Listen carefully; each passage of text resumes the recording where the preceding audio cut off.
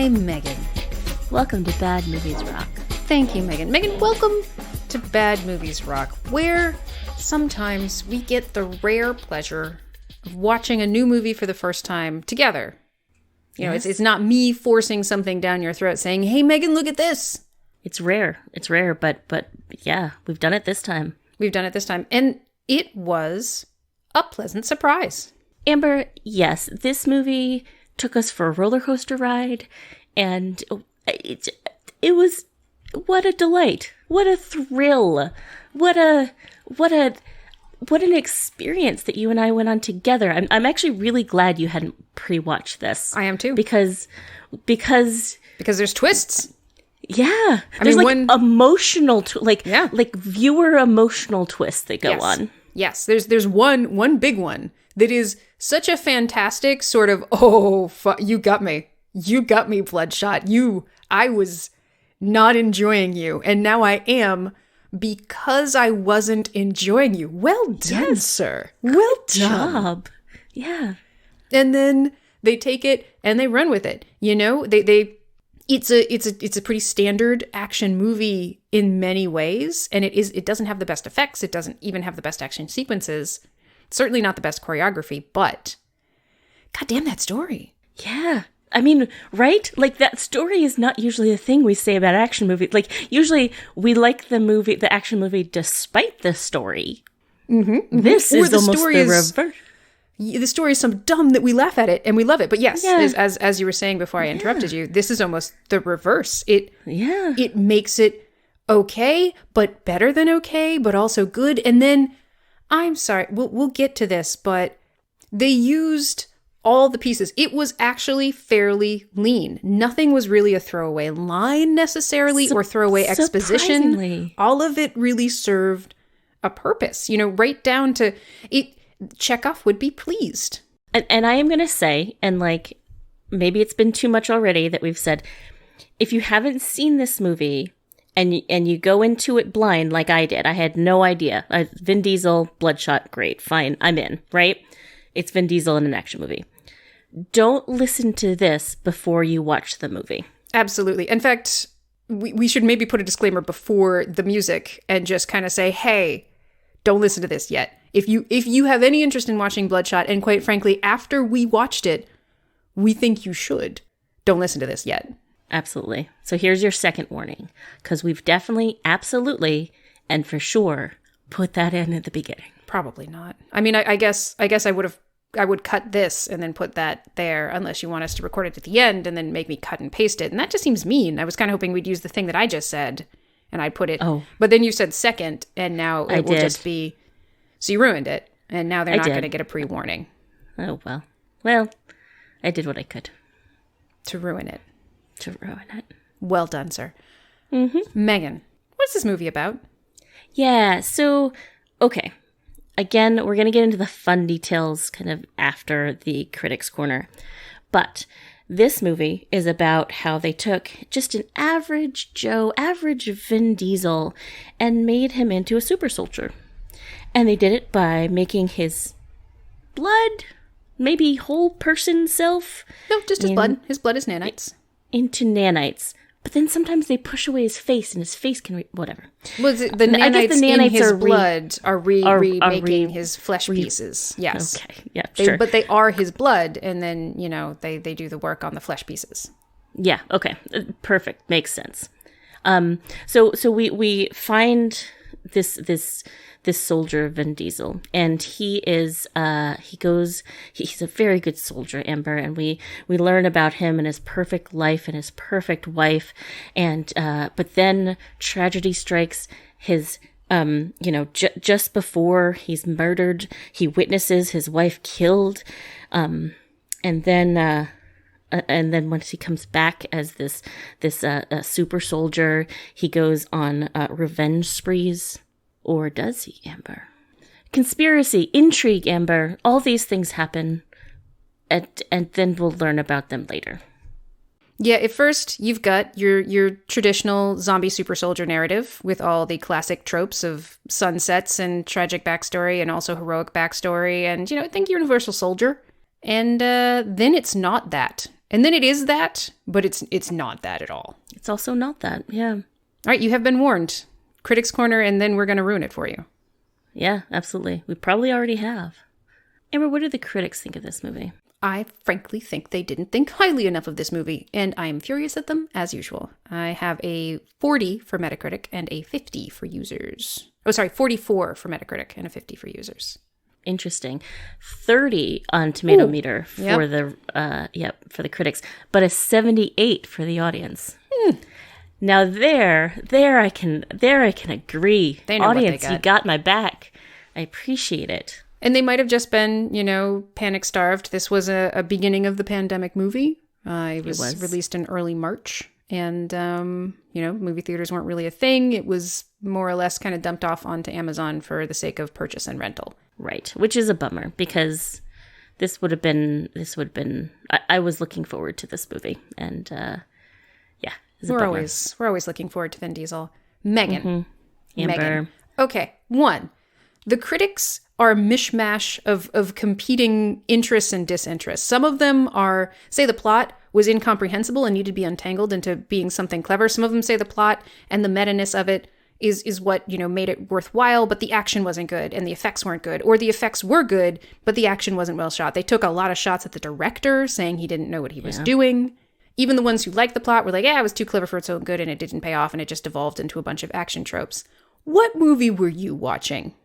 What movie were you watching? What do you mean sloppy? What do you mean? And frankly, the story alone was clever. And just being like, it's meta, it's self-referential. Yeah, it was. In a way, this is perfect as a success for Two Expendables because it did the things Expendables didn't do. Yes, absolutely. So many of the critics say, like, this is just that typical, 90s machismo, toxic masculine action comic book fare that's just terrible and doesn't, shouldn't exist anymore in our, 2020 lives. Like, no! It very specifically wasn't that.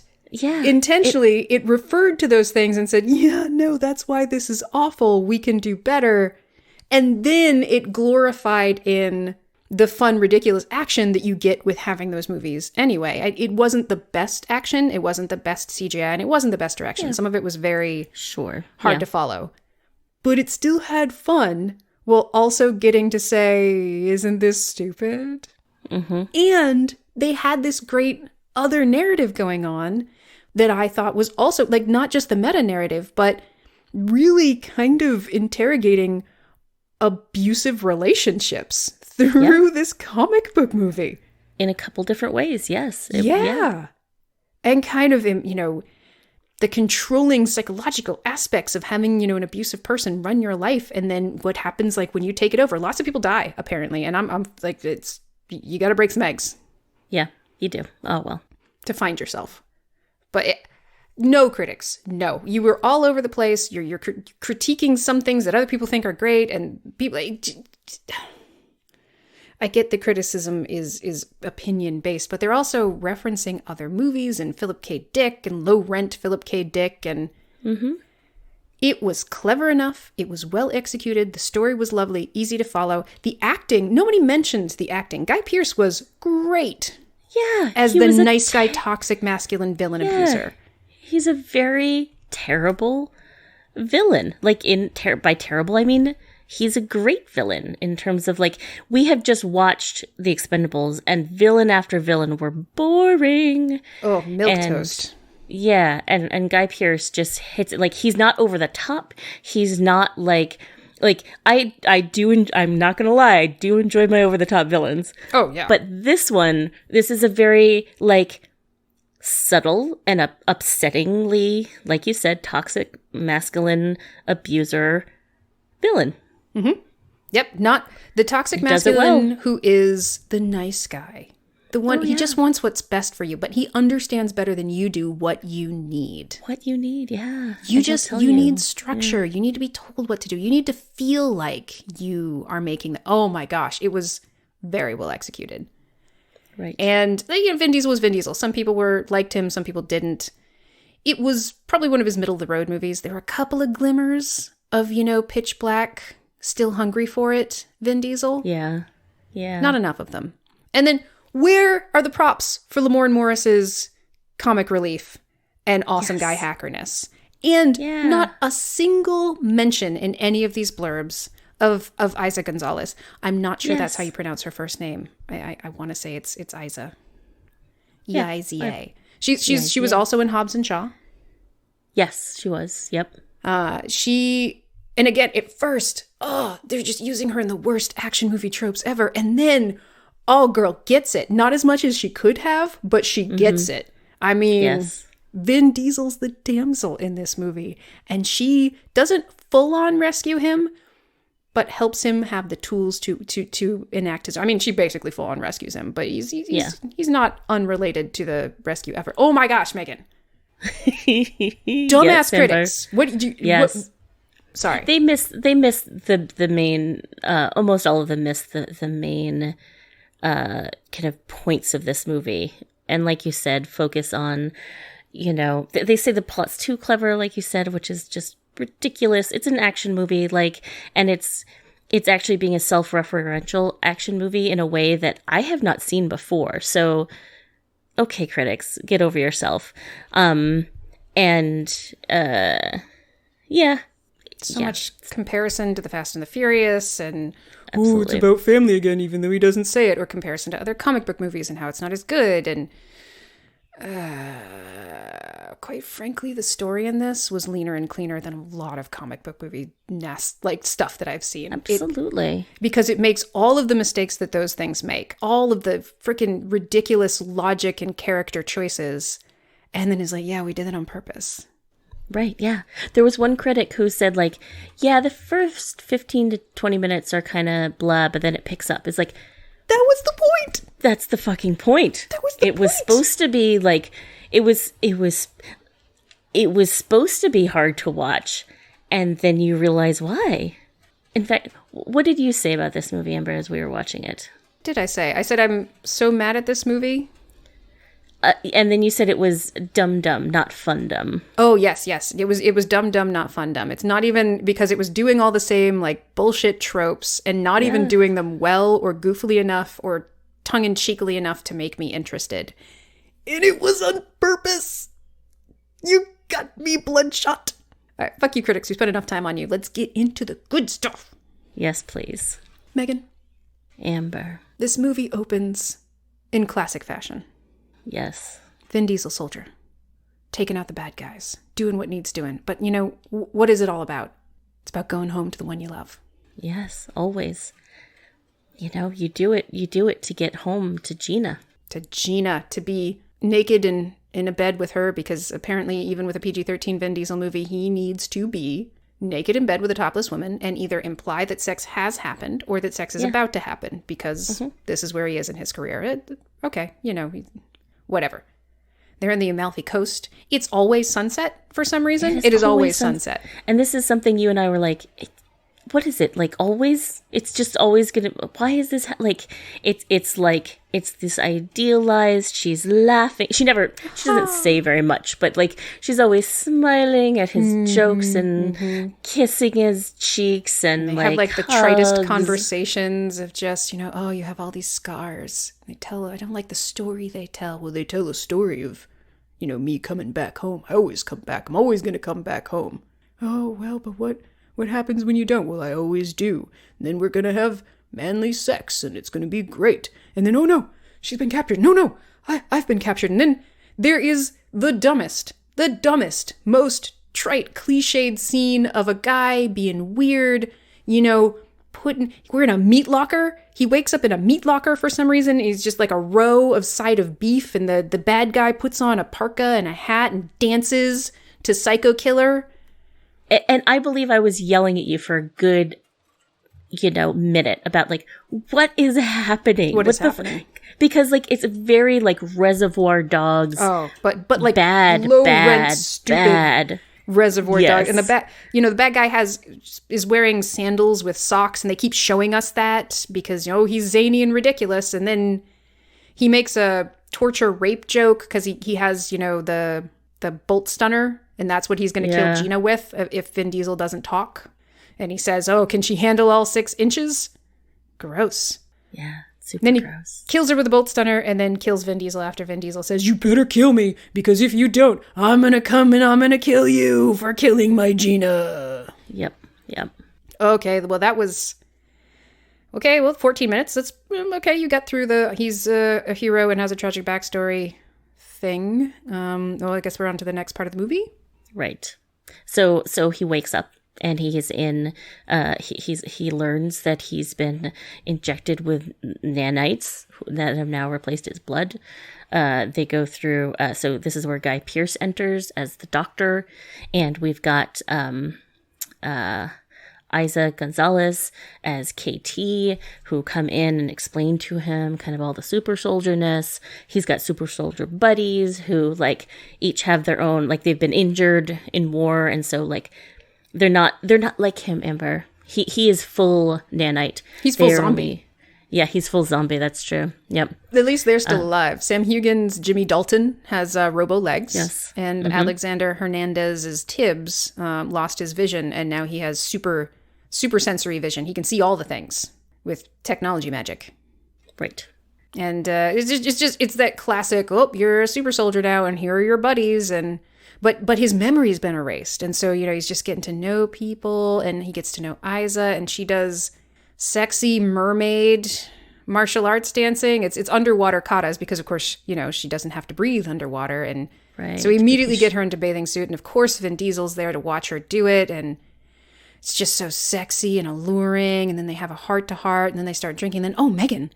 And we, at this point, Amber and I couldn't roll our eyes far enough in our heads. Like, it was one of these, like, wow, okay, what are we watching? I guess the only thing to do right now is to drink, because he doesn't know what he likes to drink because he lost his memory. And we're going to listen to some music, and oh, wouldn't you know it, Psycho Killer comes on the radio. Yeah, Talking Heads comes on.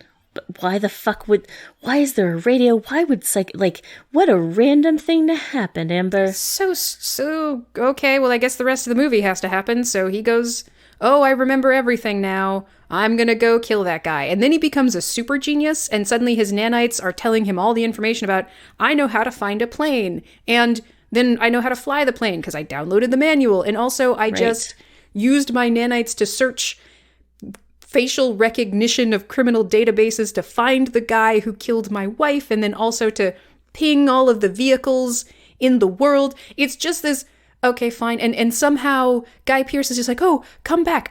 I have the technology to talk to the nanites in your brain at whatever distance, but gee golly, I can't shut you down. I can't stop you. Multi-billion-dollar zombie I made. Right, and we are yelling about this, and for one thing, like, action movies have taught us that they will do these ridiculously stupid things. Because the movie has to happen, right? We've got these things that we accept because we are watching an action movie. But at this point, Amber and I are rolling our eyes so hard. How could you let this zombie nanite being walk out without having a way to stop him? How could you be letting him access your internet and not have a way to cut him out, watch him and talk to him, but you can't. And so we watch him go and just murder the heck out of the guy who he remembers killing his wife. Who is basically like, hey man, I can help you. You don't understand. And then he ganks him. And it's a flower fight. They crash into a flower truck in a tunnel. And there's just, I think it was meant to kind of be atmospheric. All it made me think was, well, that should have incinerated the air that you're breathing. Right.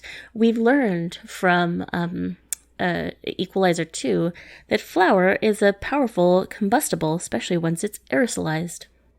Yes, what people don't often know, and for some reason I feel I needed to know at a young age, is that flour is very combustible, and what happens is you get like a flash burn, because when one goes up, it just sends the rest of them up if they're close to each other. So every explosion really should have just murdered everyone, more or less, or made them breathe fire for a second. Doesn't matter. It's a cool flower fight, and he just smashes people. It's kind of a Hulk smash fight, and kills the guy, and then the team finally tracks him down and brings him home. And just like, I just saw the man who killed my wife. Looked him in the eyes and killed him. But it doesn't matter, because it won't bring her back.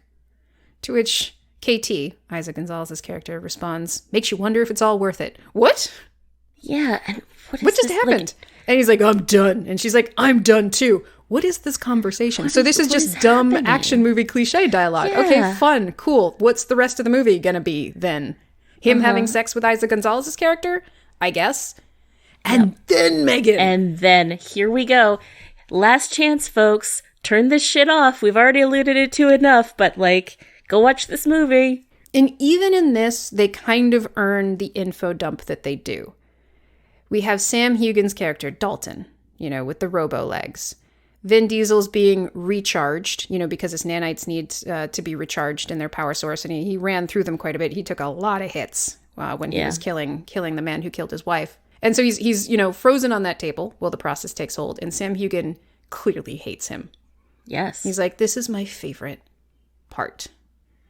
You are just a fucking tin soldier. We press your revenge button, and you just go and kill whoever we tell you to kill. And the best part is, you think your wife is dead.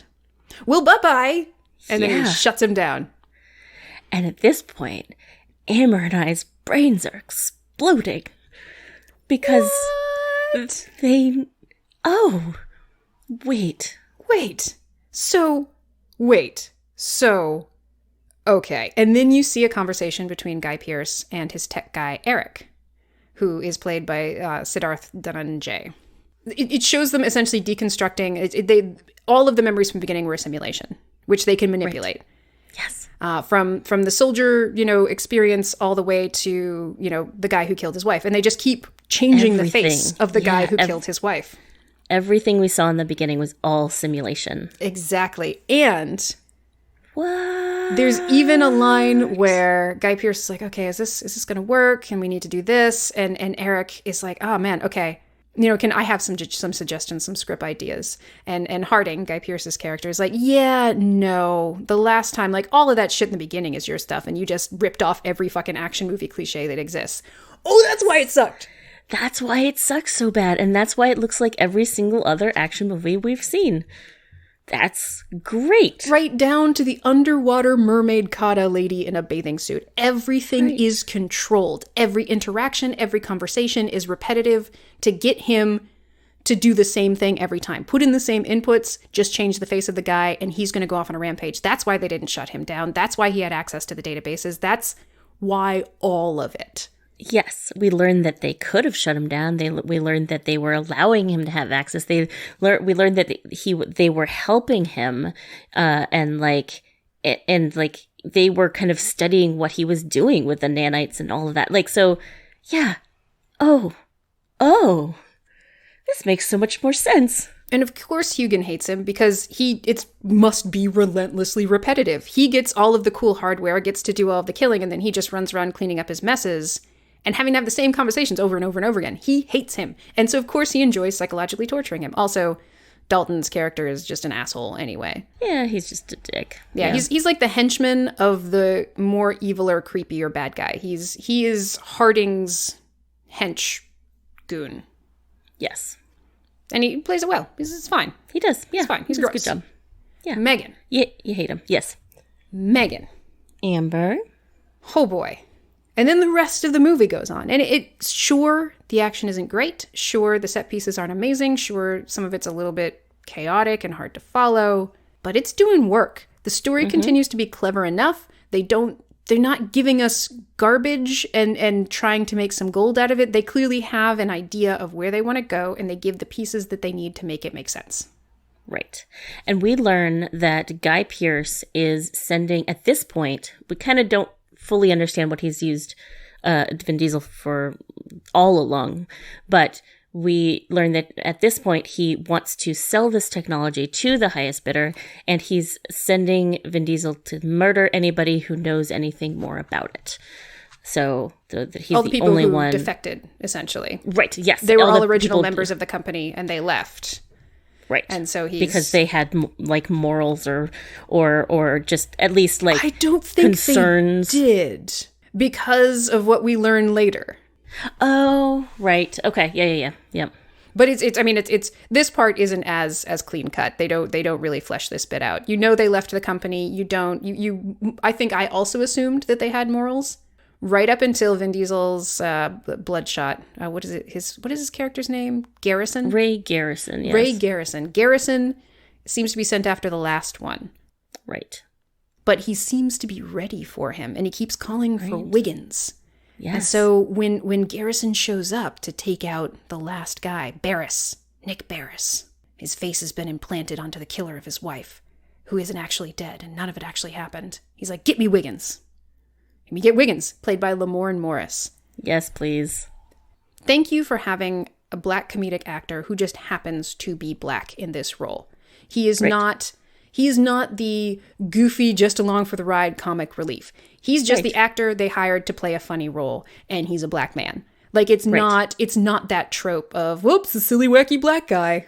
And he does such a good job. He delivers good, funny lines. He's got good commentary, and he's also just like a coding genius. And he has purpose in the movie. So much of the stuff that we hate of like the wacky black actor that you put in to be the comic relief is that they're just there to be the comic relief. They don't know what's going on. They are being doofuses all around, and like that's their role. This is smart, funny dude has a job, coding genius. Yeah. And he's not a problem. So often they're also used as like they're the ones that die. And they often die doing something stupid or selfish, and they create problems for people. I mean, come on, Resident Evil. Wiggins is essential. Wiggins has created a device for Barris. It's an EMP to shut down Garrison, our zombie, our nanite zombie. Our Vin Diesel. But, oh, man, Barris is ordering Wiggins around. He's not being very nice. He's like, well, give me the thing. He's like, well, you should have told me you needed it 4 minutes ago. It needs to boot up. And unfortunately, Garrison comes in, murders Barris, and starts to walk out. But then someone activates the EMP anyway. Does hit the EMP, yeah. Huh. And you see Wiggins with the remote, and you're like, huh. And all this time, like, Amber and I were like, like, of course you would start that earlier. What's wrong? Like, we are making fun. How were you not prepared for this? Yeah.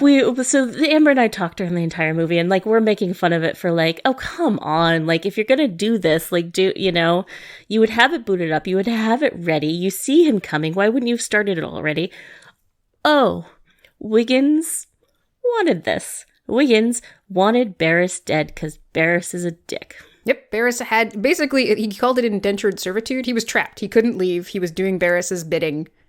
And this was the way to get free. And Barris also wanted Garrison dead. Whereas Wiggins, Frankenstein monster car battery jumped him back to life after the EMP took out everything. Right. Yeah. And then it becomes kind of a whole, okay, I've disconnected you from their network. What are you going to do with that? And of course, Vin Diesel just goes back on a, Garrison has kind of a one thing, and it's revenge, largely. But also his wife. Oh, also, right. He figures out. So once he wakes up from this Frankensteining by Lamorne Morris, he realizes kind of all in one jolt, which is fucking fine. Like, I don't want it to have to hear him work out the fact that he is being used and his wife might not be dead and all this kind of shit. He kind of works it out real quick, and then he goes to find his wife. Turns out they broke up before he died. And she hasn't seen him for 5 years, which is interesting, because then we know that he's been gone. He's been out of this for 5-ish years. He's probably been zombie murder revenging people for 5-ish years. For years, yeah. Yeah, all right. Well, cool. He did give Wiggins a job. He took out some of his nanites and put them in a cup and said, hey, reverse engineer this. And Wiggins, Morris does such a good job. He's like, I'm sorry. Yes. So you want me to reverse engineer something that took dozens of scientists to accomplish, and like decades. Years of genetic engineering and like insane things. And before this, when he'd first introduced himself, he'd informed Garrison that, he was a massive, amazing coder and engineer, and it's sort of his superpower. And so after he complains about, you want me to, you just make it again? Garrison's like, well, that's your superpower. Like, there was so few glimmers of pitch black Vin Diesel, but that line delivery was so looks clear, you know, like the slight side grin and the, I thought that was your superpower, buddy. Oh, yep. It's vintage Vin Diesel. And you don't get much of that in this movie because he's too busy punching shit. But yeah, it's a very good one-liner. It's a very good Vin Diesel face. I wish there was more. So Diesel's free. He's disconnected. What's he going to do next? He doesn't have his wife to do things for anymore because she actually is remarried and has kids. What is a zombie to do? Well, I think it's also time we checked in with KT, who doesn't love this situation. No, when she said she was done, she was saying that she also has been doing this over and over again and has been realizing how evil Guy Pearce is, and she's also done. Mm-hmm. And this adds into like stock. Are you okay? Yes. Okay.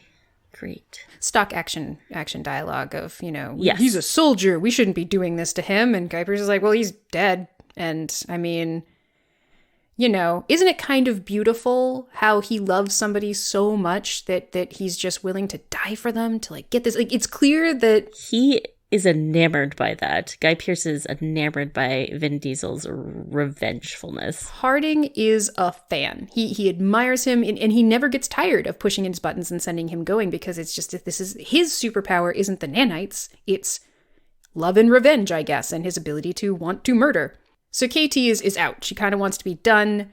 Harding sends her after Wiggins because he knows too much.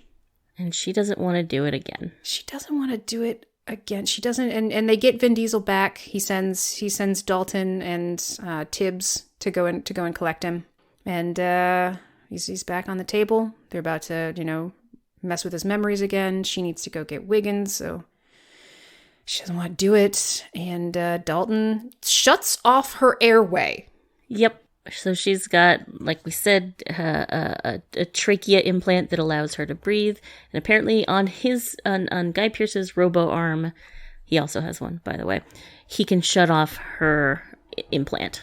Yep. So she's choking out on the floor, and he gives this is when you really get a glimpse of how they constructed his villain and how well he's playing it. And he just says, I don't have to ask you to do something. I do it out of respect. And that respect needs to be reciprocated. And she can't even gasp for air. He's effectively shut off her airway. He turns it back on and essentially like pats her on the head and goes, good girl. It is chilling. Ooh. Yeah. Ooh. I'm not a violent man. I just demand respect and obedience, and I kill my problems. Yeah, exactly. And you get the best choreography of the movie, I would say, because most of the other action is kind of shooting, chasing, CGI, and just smash punching. Mm-hmm. But Isa Gonzalez gets a good, too quick extendable baton fight scene when she takes out Wiggins' bodyguards. Like, oh shit! Yeah! Kitty's a badass! Hell yes, I am loving this. You are not just going to be manipulated anymore. You are going to, well, I guess you are kind of being manipulated because you did go get Wiggins, except... Yeah. Oh. She didn't. She didn't get Wiggins. She tells Dalton she didn't get him even though we just saw her get him. So what does this mean? What's going to happen now? Vin Diesel's already been captured. He's on the table. They're extracting the nanites. But wait! Dalton stops it. They didn't get Wiggins, so they got to send him back out after Wiggins. We gotta put the Wiggins face on the guy killer face, and let's just get this going. It's gonna be great. And she's like, well, okay. And then Meghan, earlier in the movie, we are told by Eric, Dalton's tech guy, that he knows exactly who Wiggins is. He's a genius. He was the first person to create like person-to-person neural uplinks, and he used some of his code to create Dalton's like big mainframe zombie technology. Right. Yep. So frickin' KT uses Wiggins' tech to enter Vin Diesel's simulation as it's being created to send him after Wiggins, and Wiggins Trojan horses into Dalton's system. It's all being used. It all makes sense. And now it's on. It's fucking on, Meghan. So Wiggins is getting into the system. He's now fighting Eric. And they have a hacker off, which is pretty great. Wiggins is clearly the better hacker, and kind of just schools Eric, and it's you get a good great. Vin Diesel wakes up and just glares up at Eric. You know he remembers everything, and Eric says, "Oh Jesus," and it cuts back to Wiggins alone in his like tech hacking van. He's like, 20 quid. He just said, "Oh Jesus," and he turns around, realizes that's right, I'm alone. I need real friends or a therapist. It is just good because that's what you get when you get a solid comedically timed actor in this role. He's competent. He's funny. He's thrown out the lines. He's doing them well. At this point, Guy Pearce realizes that Isaac Gonzalez has turned on him, so he goes and finds her. And Amber, he shuts off her breathing again and says bye-bye. He's going to kill her. Interesting. Well, of course that works, right? It does not, Amber. It does not. She kind of looks at him and says, "Like I would let you do that again," which is great. Like in every other movie, it would have been a whole nother thing that she had to get him and fight him and turn it back on or whatever. Or Dalton would have to come save her. Right. Wait, Dalton? Garrison, sorry. Yes. Dalton's a bad man. Bad man Sam Hugan. Garrison would have to come save her. Yep. Vin Diesel would come rushing in and smash Guy Pearce, and she'd be able to breathe again, and she'd be so grateful, and they'd cuddle. She'd seem so helpless. No, she told Wiggins, fucking shut that link off. Don't let him do this shit to me again. Yep. That happens once, you son of a bitch. One time you get, and then it's done. Yeah. It's like the beginning where Vin Diesel says, you better kill me or I'm coming for you. Like, you should have killed her because now she's coming for you. Now it's just kind of end scene, explosions and fights. Yeah. I don't dislike Sam Hugan's Dalton gets an exosuit, sort of. So he has like long robotic arms in addition to his robo legs. So he has a chance of fighting, immortal zombie man. Right, which is kind of fun, and like he has, of course, to add insult to injury, he has the the bolt stunner thing embedded into the robo arm, which is kind of just as a psychologically fuck you. Yeah. Sure, why not? And a couple more, a ridiculous scene where Katie burns down the server. Yes, with it's just she's walking in slow motion. She activates the grenades, there's smoke, she turns around, she's framed in it, and she slowly walks out, then turns around into this very well sealed server room and watches it all Thank burn. Goodness. Yeah. And meanwhile, you have Wiggins in her ear saying, okay, here's the tricky, technological thing you're going to have to do to take out the servers. You do this, and do this, and do this. And Step 36. Okay. And then he just watches it all burn. It's like, okay. Oh, yeah. Why didn't I think of that? Control Command, burn the building down. It's funny. It's very good. It's funny. And then, exosuit falling down an outdoor elevator shaft fight. Yeah. And then the final showdown between Garrison and Dalton, Guy Pearce and Vin Diesel. Harding. Damn it. Why do I keep calling him Dalton? I don't know. Dalton is Sam Hugan. I know it's Sam Hugan. Okay. I know that. I just keep saying You're Dalton. the one who said it wrong the entire time. Twice, motherfucker. I said it wrong twice. And now you are re-narrativizing, and I don't appreciate it. Any hoozles. Meghan. Guy Pearce's Harding knows that Garrison is running low on his nanites. We have a nanite counter. And he's taking hits. He's taking explosions. He's overclocked. Is what Wiggins' computers tell him. His nanites are overclocked. If he goes down, he'll go down permanently. This gives Harding's character a chance to give him one more desperate appeal. People need structure. People need boxes. People just want to think they're making choices on their own. You can't survive without me. I can make this better. I can rebuild you. Don't make me do this. Don't make me do this. What a fucking line. Good abuser. Fuck it. Oh, it's so he controls all aspects of his life, and you can't live without me. You're nothing without me. Hits him one more time with an explosive, which takes out the last of the nanites. And then he walks up all confident to Vin Diesel, grabs him with his super strong robo arm. He's like, and all that's left is Ray Garrison. And Vin Diesel says, and that's enough. and he drops it. He'd stopped the last explosive from detonating, I guess, with his magic nanite powers. He drops it and blows them both up. It's great. I own you. You're nothing without my tech inside of you, and you're nothing without me. And on your own, I will just. Oh no! Now we're both we blew up. I guess it must be over because he was definitely vaporized by that point blank explosion. Vaporized, yeah. Nah, Amber. Don't worry. Wiggins is a coding superpower man. Yeah, Wiggins can rebuild him. Yeah, which gets you two final good lines. There's when Vin first wakes up after being impossibly resurrected again. Wiggins like, oh, thank goodness you remember. I didn't know if you'd remember anything. I thought you'd wake up like a gorilla in a cage and rip me apart. Mm-hmm.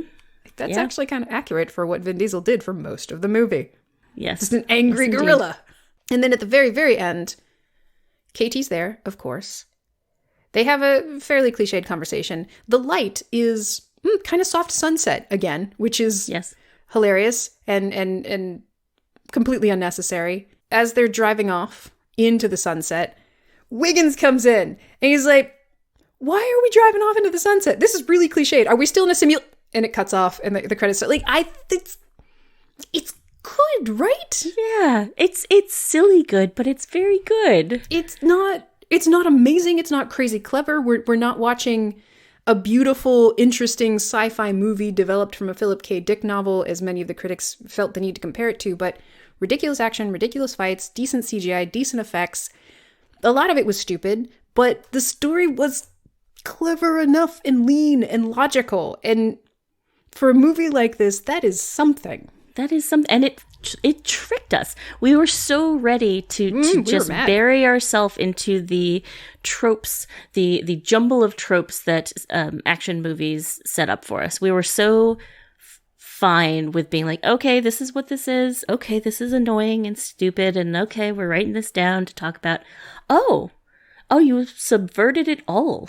Mm-hmm. Kudos. I did not see that fucking coming. Yep. And even looking at the last scene, you do have, the typical comic book superhero movie slugfest between superpowered guy and superpowered guy, but it didn't go on insanely long, and it was reasonable, and it wasn't the final fight. It wasn't that typical Marvel movie, we're just going to have two titans smash it out, and then by some ridiculous twist of something, teamwork, I don't know. Right. The good guy's going to win. Right. It was, we get the slam fest, and then we get just a guy who's had all of his nanites sapped out against a guy with a robot arm, and they blow each other up. The final confrontation is more of a psychological confrontation than it is... Yes. Again, there's something to that. I don't know. I can't think of when I've seen that before. I'm sure it's been done before, but it just sticks with me because so many critics compared this to, 90s, typical comic book fare. Well, that would mean that the last fight would have been between Vin Diesel and Sam Hugan. Right. He would have been the main bad guy, but the main bad guy wasn't them. It was Guy Pearce. It was Guy Pearce. Yep. Being a great, schmarmy, toxic, masculine, good guy, bad guy. Right. And he's got a robo arm, but he doesn't have insane powers. He has his words that he's trying to cut Vin Diesel down with. And the control that he's been able to exert over his life. He even enters his mind in a simulation and tries to reason with him. When Guy Pearce recovers Vin Diesel after Wiggins disconnects him from the network briefly. Mm-hmm. It's just like, you don't understand. Man, I'm helping you. And you don't, like, your gift is beautiful. Your gift is revenge. Your ability to go out and kill for the woman you love. Like, can't you see it's beautiful? And can't you see what we're doing together is beautiful? Right. Baby, I love you. I'll give you everything. Uh-huh. Just be my slave. Yeah. Okay, Jareth. Exactly. Mm-hmm. Absolutely. Do everything. All I ask is for you to do everything. Mm-hmm. I'll be your slave. He even says, Guy Pearce says to Vin Diesel, like, I give you one last night with your wife. Right. And then, in the most beautiful lighting possible. And I really, how her boobs were kind of asymmetrical? Yeah, I fixed that. I tightened that up for you. Tightened that right up for you. Those stretch last time marks? You saw her, she had that like pimple on her. I cleaned that right up. It's the imperfections that make us beautiful, Guy Pearce's character. Yeah. Don't want to airbrush their final moment together. Yeah. Oh my gosh. I'm in, man. Yeah. Yes. Yeah. Great job. Thank job, you. Bloodshot. Great job, Bloodshot. Way to give me a refreshing experience that subverts my expectations so effectively that I'm furious with you and then delighted with you. Yeah. Well done. And the pace was good. It didn't make for a ton of world building or character building, but you had enough to appreciate what was being done. Yep. And they kept it under 2 hours. Great. I would have loved more with Katie's character. And really, he was the damsel. He had to be saved. Yes. He was being kept in the castle by an evil dragon with a robotic arm. Yeah. Sorry, I liked it. I liked it, critics. I liked it. And you're wrong. So, Amber, what would you rate this movie on the rock scale? Regrettable, outstanding, crazeballs, or K? Crazeball's outstanding. It was not an amazing action movie. It was not an amazing effects movie. It was good enough, but subvert my expectations again, baby. You know? I mean, it helps that we just came off of the Expendables franchise, so... Yes, very much so. I have that comparison, but yeah, I was happy for the ride I went on. It was elating. Thank you, story. Right. Thank you, delightful story. This did everything that the Expendables could have done. Actually, they couldn't. Okay, to be fair, they couldn't have done it. No, they couldn't have. Because they were the Expendables and they didn't try to. Except for that last like 30 seconds, but still. Yeah. You hired good like Isa Gonzalez, Lamorne Morris, and Guy Pearce did work. Sam Heughan did well enough. It was a pretty simplistic one-note character, so he sort of just had to seethe your traditional roid rage, toxic masculine, angry man. But yeah, and like Eric, Siddhartha Dhananjay's character was also like that kind of geeky, also a version of toxic masculinity, because he's the one who put in all of the tropes, and he's the one who did the 6-inch thing, and you even have a scene where Katie mentions that line about can she take 6 inches, and she as a kiss off is like, what everyone else knows, 6 inches is not a lot, Eric, and she leaves. And I'm fine with that. Dick joke, yeah. Dick joke, and since he's so concerned with it that I think there's even a scene where it's implied that he might want to use the Guy Pearce's technology to give him a bigger dick, and then he decides not to. It's just she hits him where it hurts because she knows it matters to him, and it's that kind of what is the word? There's a term for guys. It's really a gross concept. Guys who are involuntarily celibate. Incels. Incels, yeah. There's an incel flavor to Eric. Yeah. They definitely have the bad guys be gross versions of the worst kind of men. Yep. And I have to say, just as like from a medical standpoint, I recently had a visit with my primary care physician, and we got to talking about things since I was having a pap smear done. And she was like, and guys, I mean, you know what? Medically speaking, the average length of a female vagina is 6 inches. So if you're more than 6 inches, you're just bumping my cervix. So cool, I guess. It's just a delightful physical. I was like, yeah, that's a really good point. Unless you like having your cervix bumps, I don't know why we need to constantly be talking about dick size. Yeah, it's not all gonna fit in there. Nope. And also, that has nothing to do with, anything. Yeah. Meghan. Amber. Crazeball's outstanding. Yeah. Do you have an Abby story? Yes, I do, Amber. So, I'm going to be taking Abby to the Cape this weekend to go camping. Well, kind of camping out in at a house, and anyway, it's gonna be delightful. It's gonna be super fun. And Dan and I hadn't told her about this, and she was in the car with Dan, and we kind of brought it up and asked if she liked camping, and she really does like the idea of camping. She's been slept in a tent with her mom both in the basement and then outside in the backyard, and so she's super excited about it. And when I asked if she wanted to go camping with me, there was just like silence. I was like, oh, maybe this is is this a bad idea? And Dan had to narrate, yes, she's just uncontrollably grinning and can't answer you because she's just so elated. You broke her brain with joy. It was adorable. And then she asked, tomorrow? Like, well, I won't tomorrow, have to wait for this, right? I'm not sure my heart can take it.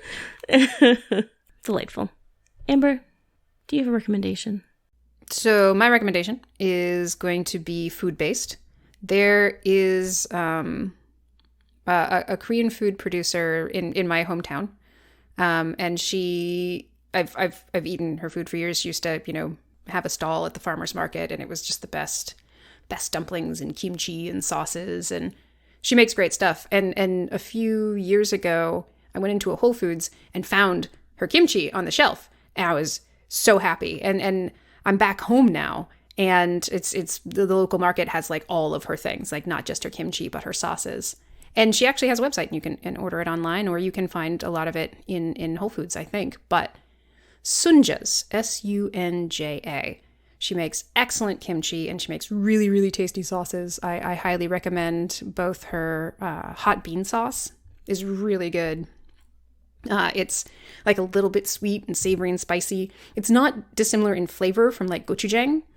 And I just love it. And then also her curry peanut sauce. I mean, peanut sauce in general is delicious, but so good. But it's just, she makes it here in my hometown, and it's really, really delicious. And I'm so excited that it's so easy to get it now. But you can also order it on her website. It's sunjaskimchi.com. Excellent. She makes great food. I've been eating it for years, and I love it, and it's delicious. Excellent.